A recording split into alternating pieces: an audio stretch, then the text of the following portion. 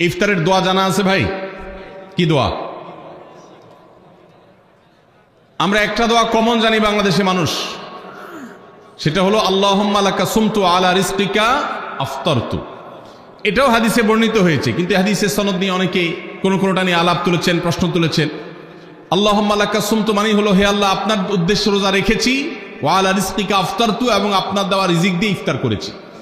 আর ইফতারের আরেকটা দোয়া হলো যাহাবাজ জামা ওয়াবতাল্লাতিল উরুক ওয়া সাবাতাল আজরু ইনশাআল্লাহ। এটা একটা দোয়া। যদি এগুলো দোয়ামূলক নয়, আমরা দোয়া বলছি, এটা মূলত আল্লাহর কাছ থেকে একটা প্রত্যাশা। এর অর্থ হলো যাহাবাজ জামা, আমার পিপাসা দূর হয়ে গেছে। ওয়াবতাল্লাতিল উরুক, আমার শিরা উপশিরাগুলো সব সিক্ত হয়ে গেছে। ওয়া সাবাতাল আজরু ইনশাআল্লাহ, এবং আল্লাহ চাহেন তো এই রোজার বিনিময় আমার সাব্যস্ত হয়ে গেছে আল্লাহর কাছে, এটা স্থির হয়ে গেছে। এটা হলো ইফতারের দোয়া। ইফতারের দোয়াটা কি ইফতারের আগে করব না পরে করব? ইফতারের দোয়াটা যারা ইফতারের আগে করার পক্ষে তারা হাত তোলেন।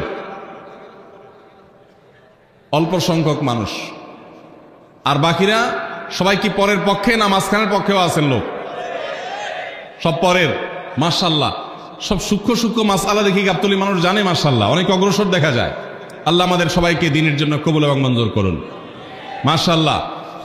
ভাইরা আমার, ইফতারের দোয়াটা ইফতারের পরে করতে হয়, যেটা বেশিরভাগ মানুষ জানে না, কিন্তু আমি অবাক হলাম যে এখানে বেশিরভাগ মানুষ আপনারা জানেন, মাশাআল্লাহ, নলেজেবল মানুষ, বোঝা গেছে। ইফতারের দোয়ার অর্থের দিকে তাকালেই তো বোঝা যায় এটা আগে না পরে। দোয়ার অর্থের মধ্যে তাকালে আমরা দেখতে পাচ্ছি যে আল্লাহ শিরা উপশিরা সিক্ত হয়ে গেছে, পিপাসা দূর হয়ে গেছে, এগুলো তো ইফতারের পরেই হয়। অবশ্য আমি অর্থ আগে বলে দিছি, সেটা দেখে হয়তো আপনারা অনেকে বুঝে ফেলছেন, মাশাআল্লাহ।